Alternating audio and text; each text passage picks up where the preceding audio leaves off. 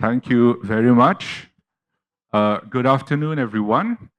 Like we have just mentioned, post-lunch is a bit challenging. Let's see how our panelists fare. Let me first introduce our panelists for today. Next to me is Professor Kynpham Sing Nongkynrih from Northeastern Hill University. As we settle down, I'll just take a few minutes in reading out his bio. Kynpham Sing Nongkynrih is the winner of the Shakti Bhatt Prize 2014. He writes poetry, drama, fiction, and non-fiction in Khasi and English. His latest works are The Distaste of the Earth, Penguin 2024, the epic novel Funeral Nights, Westland and Other Stories, Late Blooming Cherries, Haiku Poetry from India by HarperCollins, and Labba Stories from the Northeast by Penguin. His other recent works include Dancing Earth, an anthology of poetry from the Northeast by Penguin again, The Yearning of Seeds by HarperCollins, and Time's Barter, Haiku and Senru by HarperCollins. And of course, he teaches literature at Northeastern Hill University. And I'm very honored and privileged to be sitting here next to him because he was my teacher at the university. So I welcome Sir Kynpham. And I'll just read some comments about his works. This is on Funeral Nights, his novel by the newspaper The Guardian. It says, yes, the book is also here, an enchanting and revealing epic ensemble. Reading it feels like being exposed to the warmth of the fire, listening it on an honest conversation between friends. And here's another one. This is on The Distaste of the Earth by The Conversation Australia. It says,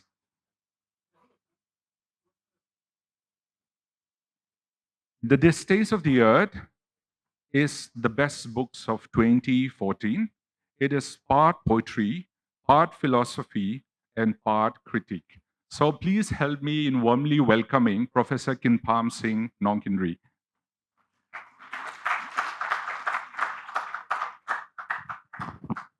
And the wonderful lady at the panel is, of course, Professor K.C. Lalthlamuani. She is my colleague at Mizoram University.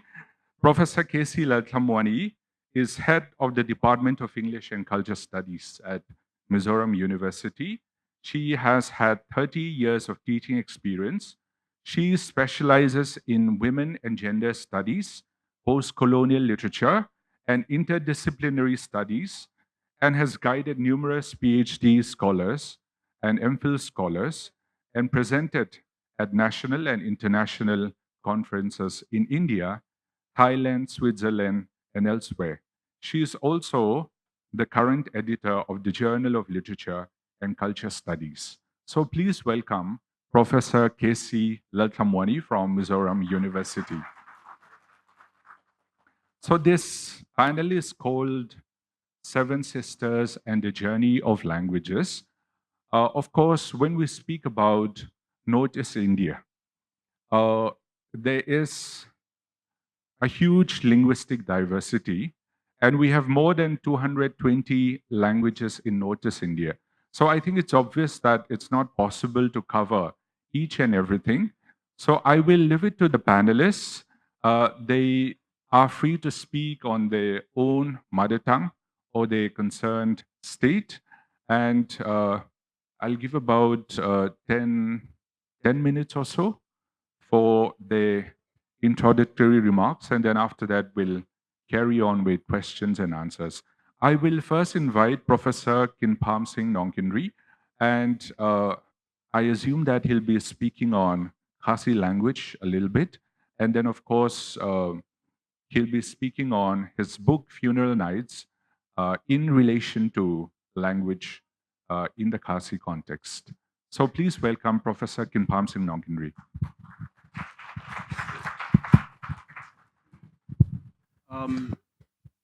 Thank you so much, Zouava. He's now he's now Dr. Zouava, but since he was one of my students, um, I'm used to calling him Zouava. Thank you so much, Zouava. Um, a very good afternoon to everyone. Thank you for being here. Um, I will start off by um, um, by talking about dilemma, that we people in the Northeast face. It's a little bit connected to the language too. As we were having lunch, we were talking about how when we go to mainland India, uh, when we go to Delhi especially, people would ask us from which country we had come. And if we go to a hotel, they would ask us for passport and so on. I want to, and Madam was saying, if you are comfortable with Hindi, maybe you should also say something related to Hindi. So let me read something from this book of mine. It's a funeral. It's called Funeral Nights.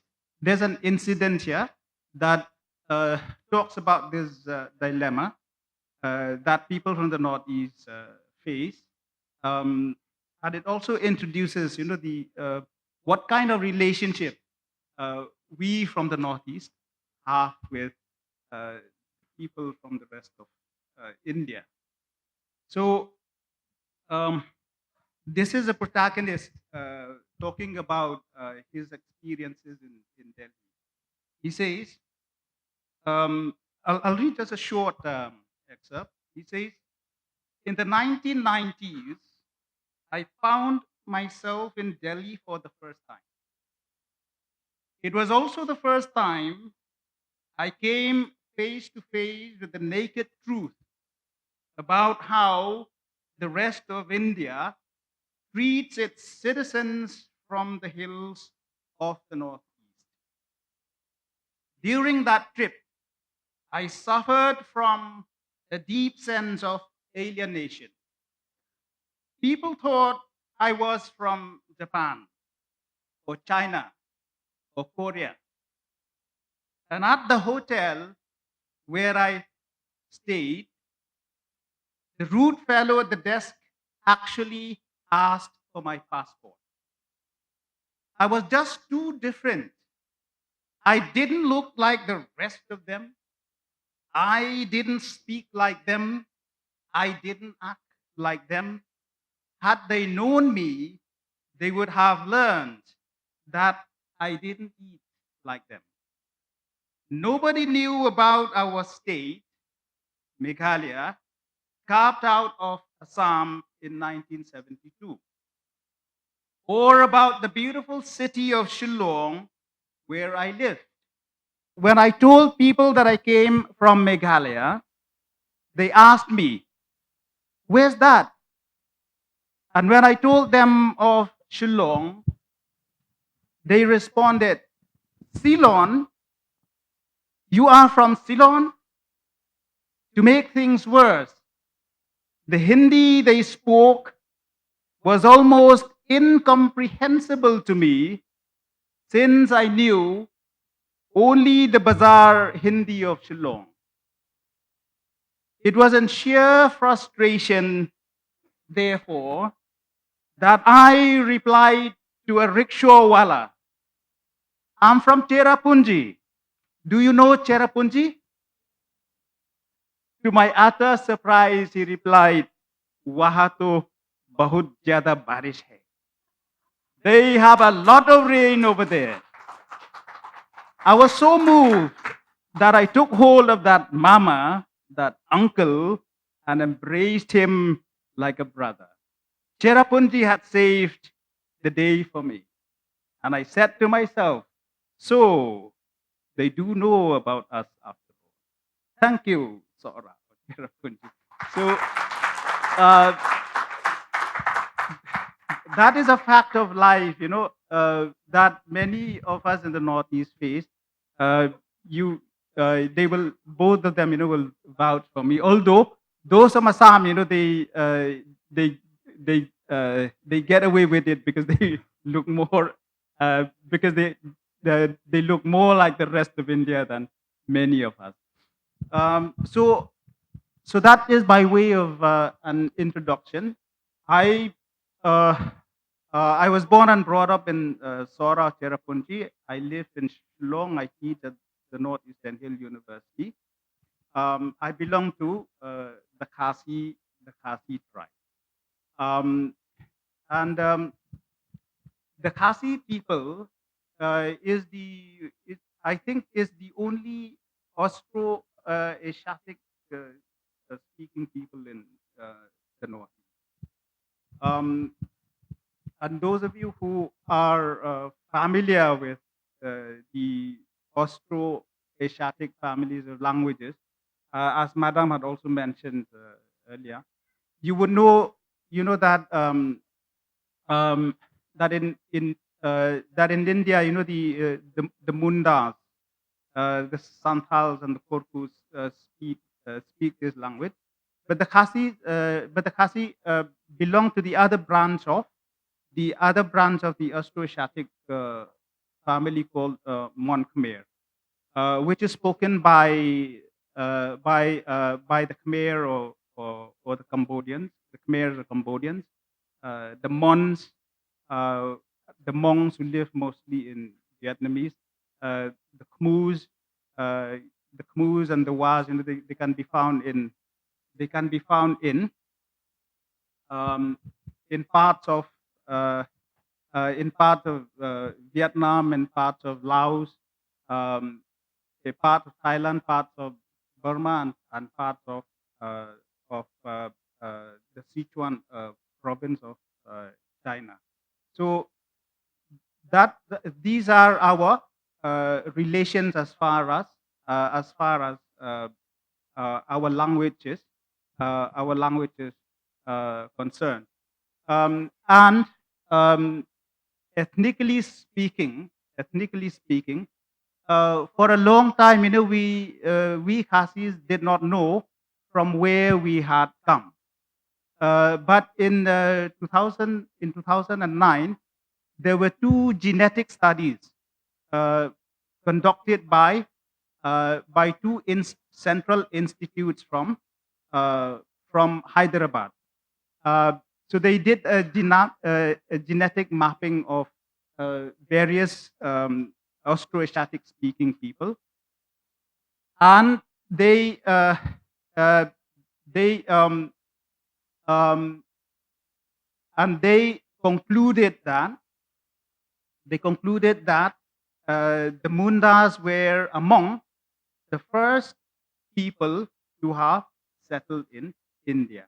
They appeared in India in about uh, in about uh, uh, 75 or 76 years ago.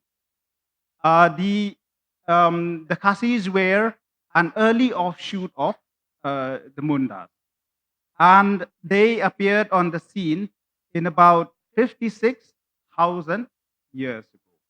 And according to their finding, um, the Khasis did not come from Southeast Asia to India. In fact, it is the other way around. Uh, because of conflicts, invasions, and conquests, many of the Austroasiatic speakers of India fled India through the northeast towards Southeast Asia, and the Khasis were the only ones belonging to the Montmer family who decided to stay in that part of the northeast known as the Khasi Giant Hill. So that's who we are. We are a very ancient people, um, um, appearing in India in about 56,000 years ago. And recently, there was a carbon dating of our iron smelting. In the past, the Khasis had a very flourishing iron manufacturing industry, which continued till the time the British came. When the British came, They destroyed the industry because they wanted the people of East Bengal to buy not the Khasi iron, but the iron that they have manufactured in uh, Britain. And uh, the carbon dating was done by uh, Professor Pavel Prokop uh, from uh, uh, from uh, from the University of Sciences in Prokop, Poland, and he discovered that the iron smelting in the Khasi Hills can be dated back to more than 2080 years. So, if that is the iron smelting part of it, if the iron smelting part of it goes back to more than 2,000 years ago, we are talking about BCE here. So, if that goes to about 2,000 years ago, you can imagine, how much older uh, we must have been, how much earlier we must have come to settle in the Khasi and giant eagles. So that's a brief introduction to the Khasi people. I'm sure earlier you have heard our panelists talking about Assam. Uh, Now you will be hearing about uh, uh, our co-panelists talking about Mizoram and so on. So let's see, you can take them. Thank you. Thank you, Professor Kynpham. Before I move on to Professor K.C. Lalthlamuani, I just have a few questions which I feel the audiences would perhaps be interested. Can you comment a little bit on Khasi language, especially in the context of in Meghalaya, English is spoken a lot, and yourself also. I think even though you write in Khasi a little bit, your works are known primarily in English. So Khasi as a language, what do you think is the influence of other dominant languages like English and could be Hindi also? Okay. Thank you so much, Rava. In fact, I don't write a little bit in Khasi. I started writing in Khasi, and I have written many books in Khasi. But obviously, who would know about what you write in Khasi? So that's why I also write in English. Uh, so what I write does not remain confined to uh, Khasi literature. The crypt of Khasi literature. Now, um, the Khasi language, um, is not is not yet included in the 8th schedule of the country. Although it is a very developed language. In fact, during the colonial era, uh, Khasi was Khasi as a subject was studied in Calcutta University up to matriculation. Uh, but then after that, it began to slide. And recently, there have been many agitations and movements to get Khasi included in the 8th schedule and to get Khasi recognized by Sahitya Academy. But although Bodo, our sister language from Assam, had not too many years ago been included in the 8th schedule and been recognized by Sahitya Academy, Khasi has not been. Although it is a very developed language, we study the language from nursery to PhD, and there are many wonderful books in Khasi, uh, uh, poetry, short stories, novels, dramas, and so on. And before that, we had a very developed oral literature in our stories, in our myths, in our legends, in our songs, in our oral poetry, and so on. So we used to say, it was because our militants were not powerful enough. Had our militants, been as powerful as the Bodos, the Khasi language also would have been recognized, uh, with the government of India, because it was a fact, that the Bodo language was recognized by the government of India as part of the Bodo Peace Accord. So anyway, um, but talking about the influences of other languages on Khasi, it is true, that nowadays um, the the major influence on the Khasi languages is English. Uh, so much so that now, especially the young people, do not speak pure Khasi anymore. They always mix their Khasi with English words and English idioms and phrases. Sometimes, you have more English than Khasi, and we have started calling, this language Khalish, uh, not not Khasi. So it's neither Khasi nor English, so it's Khalish. But um, the influences of other languages um, on Khasi had taken place much before we ever heard of the British or the English language. Um, in fact, this is the fate of many Austroasiatic languages, because they were uh, surrounded by bigger populations. So they were heavily influenced by the languages of those communities. Um, so if you go back to what I said about the findings of this genetic study about the Khasis in India, so they were surrounded by Hindi speakers um, and Urdu speakers. So uh, the first influences on the Khasi language were actually Hindian and Urdu.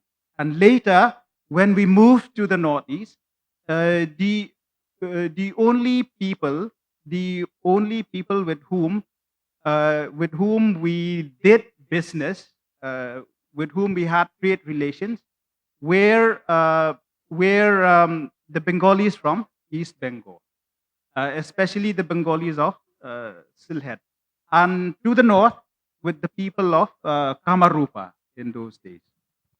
So, um, so the second major influence on the Khasi language was Sylheti Bengali. For example, many of our words expressing fundamental religious philosophy, are either Hindi, Urdu, Bengali, or even Persian. Very strange. We use many Persian words. I'll give you one example. Y- You know, Khasis do not believe in hell, which is a beautiful thing. If you think about it, they don't believe in hell. So their universe is two-tier, not three-tier.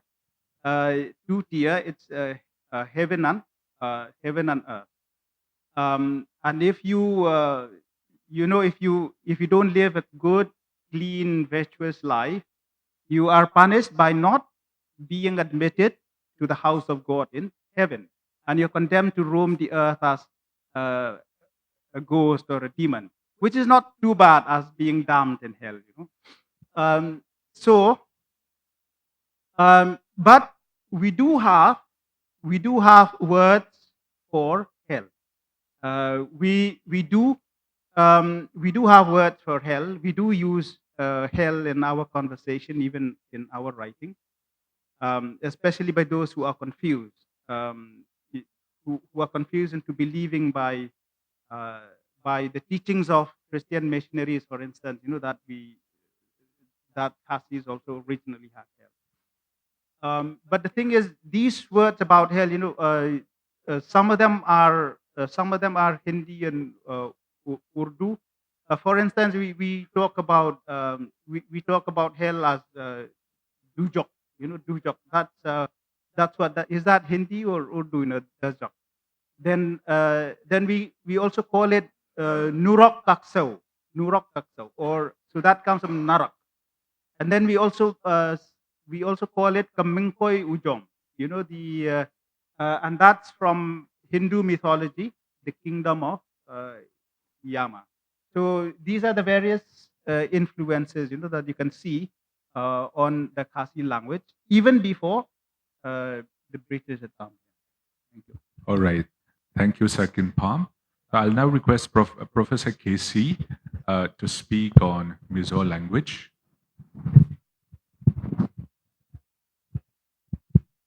Thank you, Zautea. That's how we call him, Zautea. Yeah. First of all, I would like to thank the organizers of the festival for inviting us for this session today. And we are indeed very privileged, and I have fallen in love with it.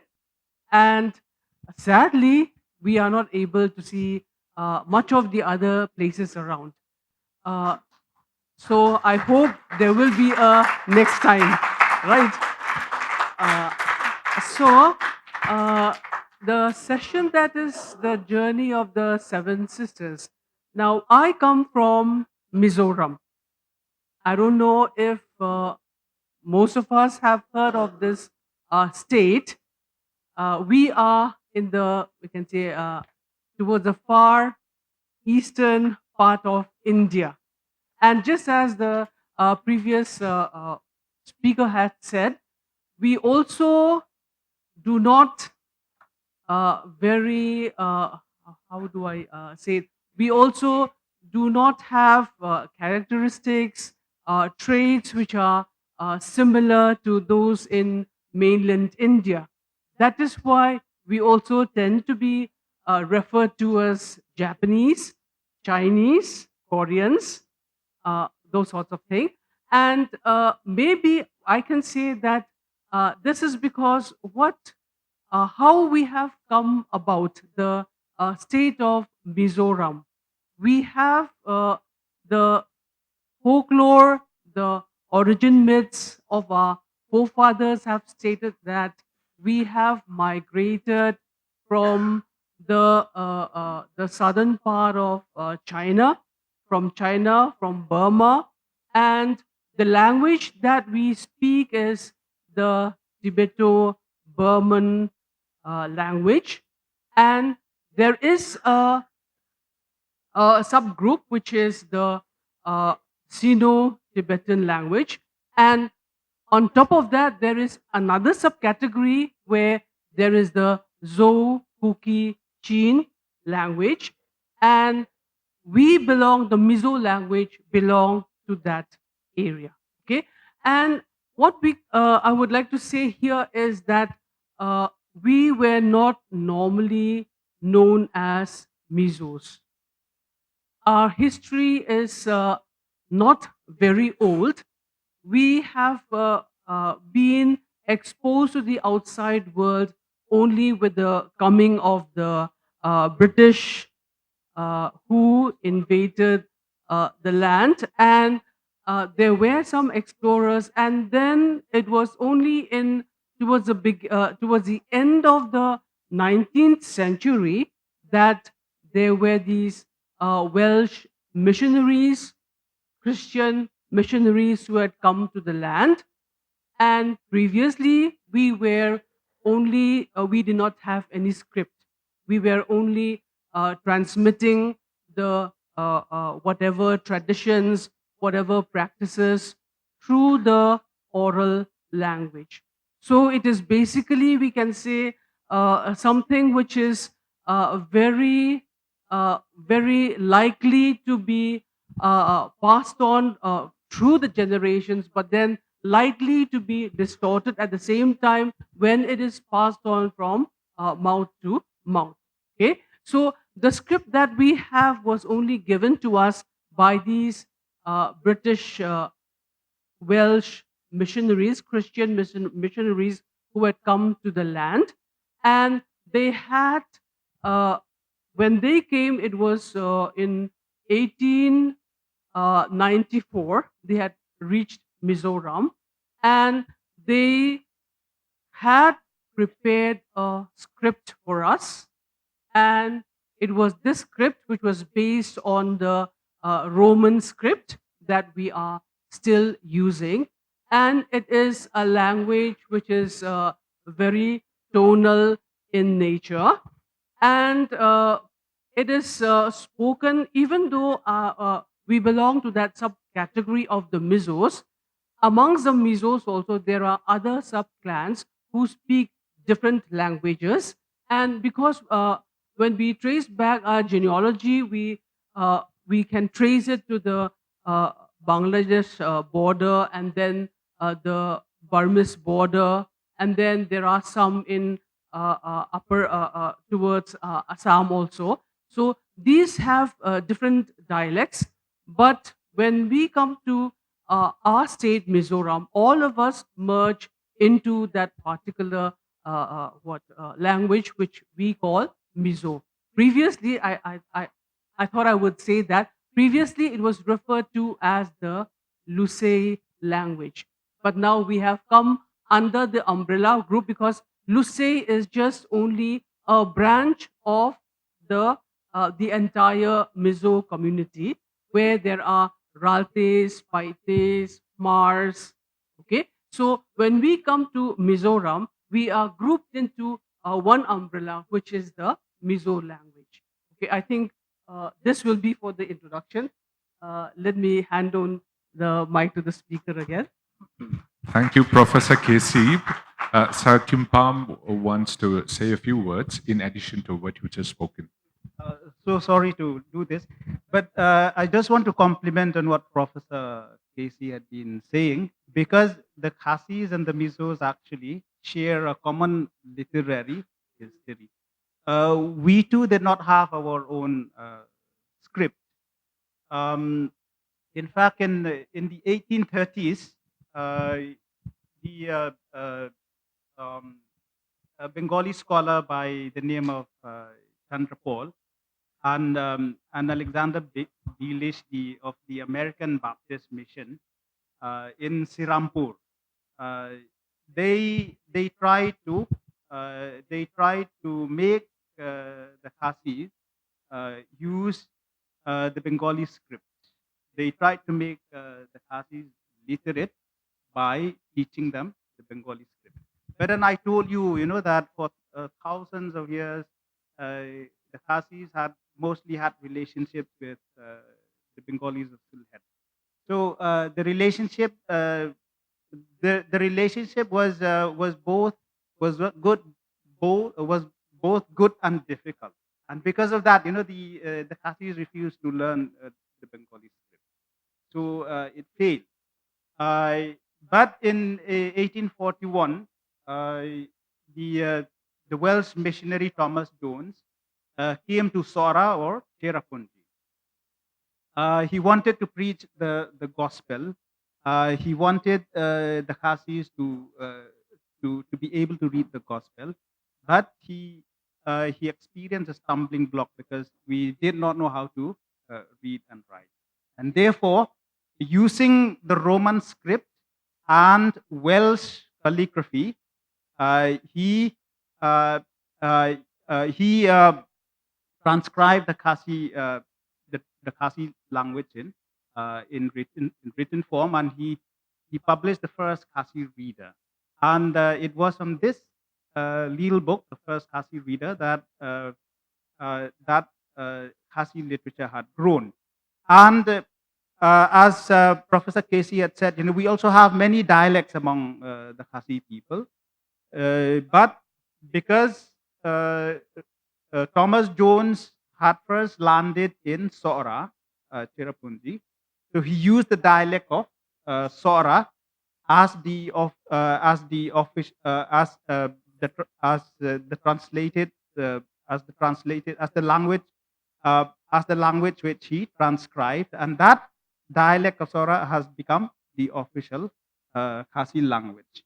And now the Khasis widely took to the Roman script, and the success of the Welsh missionaries were copied in Mizoram, because the Khasis and the Mizos, I think, were both evangelized by the Welsh, by the Welsh missionaries.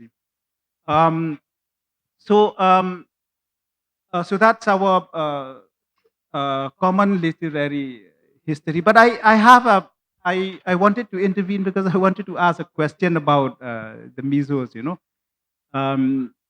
See, um, in the Khasi Hills, in the Khasi Jainte Hills, we always have these preachers, conducting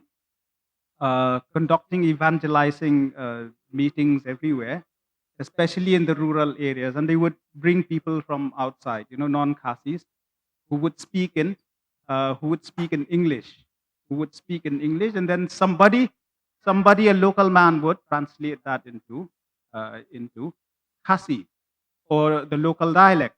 So one day, this non-Khasi preacher asked.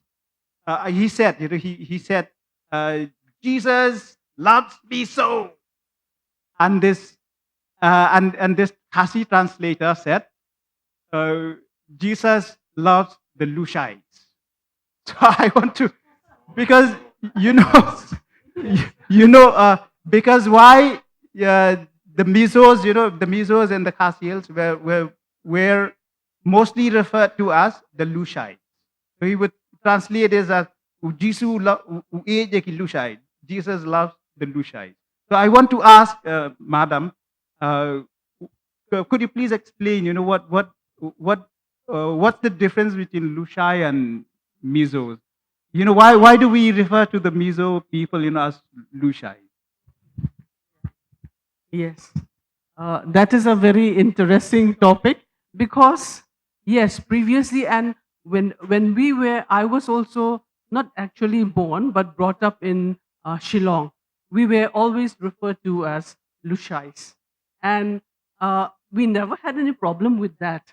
But later on, when we looked into the histories, what is there is that Lushai is referred to as one sub tribe where there is the Silo chief.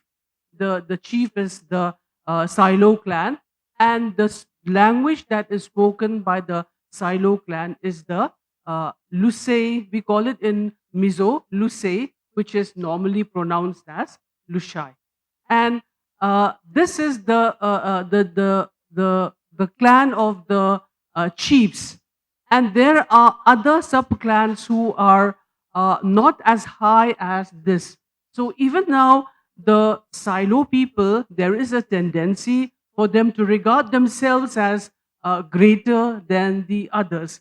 But then that how far that is true, no one has been able to come across it. But what I would like to say here is that when the missionaries came to Mizoram, they gave us the script, and they also gave us the religion. The Mizo people were very much worshipping nature, and they were very animistic.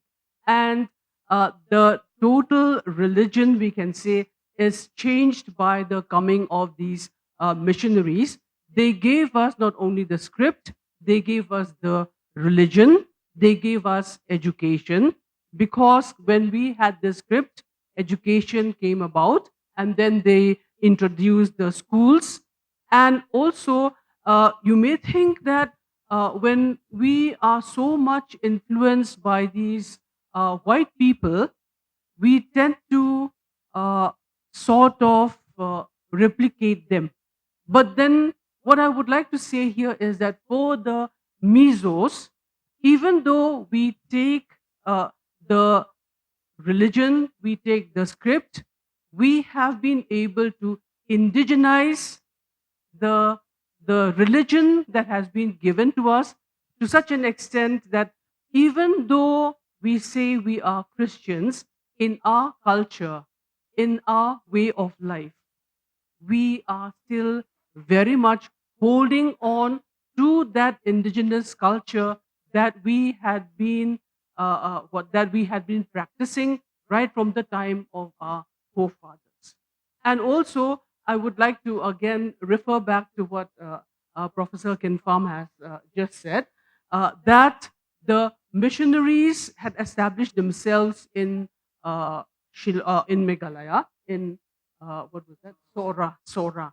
And the Mizo people, we heard of it, the missionaries had heard of it, and there was a revival movement that broke out in Sora.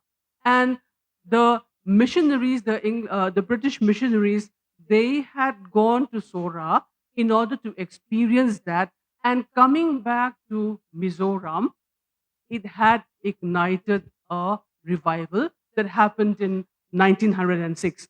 I think I'm digressing a bit, but then this is all the kind of interaction that the Seven Sisters of the State we have with reference to our language, with reference to our tradition, maybe to our religion, to our culture also to some extent. Yeah. Thank you very much, Professor Casey. In fact, I have lots of questions to ask also, but we're almost out of time. We'll just take questions from the audience, maybe one or two questions, and then we'll have to end the session. Let's open the floor for questions. Okay, thank you for the question. Now, what I would like to say here is that from the forefathers, from times past, we have had this word called Lalhmangaihzauva, which cannot exactly be translated into the English. It is a kind of a self-sacrifice where each and every individual in the community is being not exactly taught, because right from the forefathers it is being passed down. And then we have these Zoll book, which is the youngsters dormitory, where when a child is about 14 years of age, mainly the males, they go there and then they are taught various ways of life, the ethics of life. And also, this is being carried on even in the present stage. How, you may ask? In that we are now Christians. The state is, we can say, 87% Christians. But then this spirit of Tlom that we call the self-sacrifice is still very much practiced in the church, in the society, because when, for example, in the community, when a person dies in the funeral, when the funeral is going on, what happens is, when the person dies, then the whole community will come together. It is not only the elders who come, even the youngsters, whoever it is, the body, before it is from the hospital or wherever, before it is brought to the home, to the resting place, what happens is that the youngsters will all move in one accord in order to prepare for the arrival of the body. And then the singing, the what we call this Lalhmangaihzauva, which is the traditional music infused with the Christian concepts. And the youth, those who are not very old, would stay up throughout the night and they would go on singing, even at the top of their voices. And this is all in order to praise God. So that the bereaved family is consoled spiritually, emotionally, through making them look towards God, not towards the darkness, the death that is there, very much present in the present circumstance. Okay, So that is how we have been able to use the songs, the hymns that has been given to us by the English, by the British missionaries. We have indigenized it in such a way that we have made it serve the purpose of consoling the bereaved family, and then what else?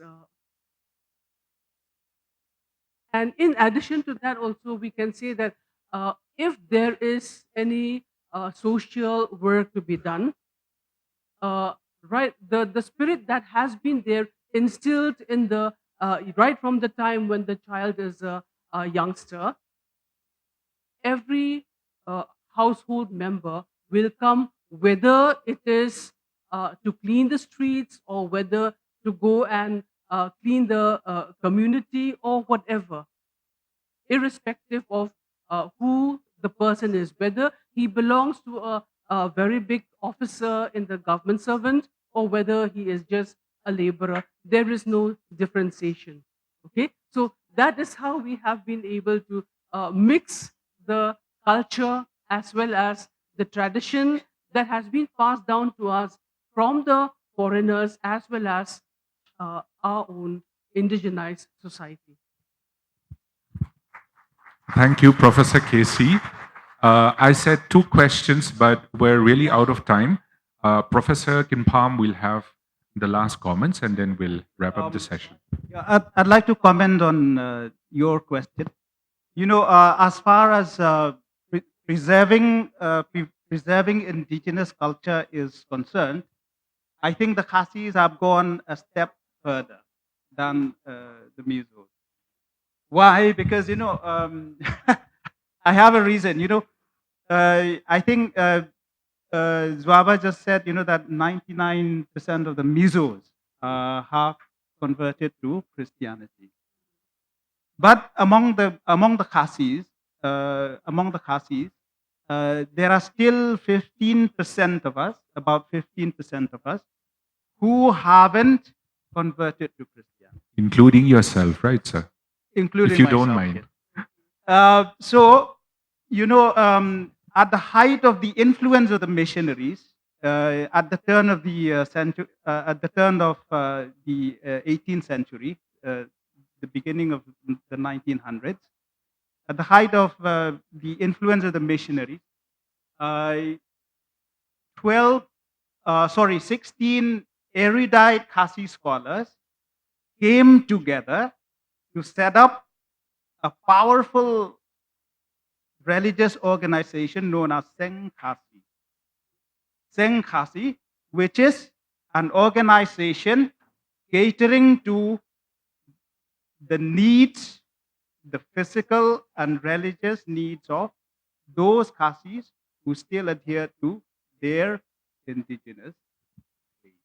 So apart from, and this organization is still very vibrant, and one of its functions is not only to teach and enlighten on the Khasi religion, but also to encourage the practice of Khasi culture in its pristine form. Nowadays, you know, you have Catholics, they come and practice this acculturation of culture. What they say is acculturation of religion, the acculturation of religion, you know, indigenizing the Christian faith. But because they lack the authentic knowledge of those who were born and brought up in the religion, of those who were born and brought up in the culture. So many people, I'm not one of them, many people are saying that they are practicing a Nakli Khasi culture. But not the, so in among the Khasis, 15% are still not only adhering to the Khasi religion, but practicing the Khasi culture in its pristine form. All right. Thank you very much to our panelists, Professor Kynpham Sing Nongkynrih and Professor K.C. Lalthlamuani. Thank you all.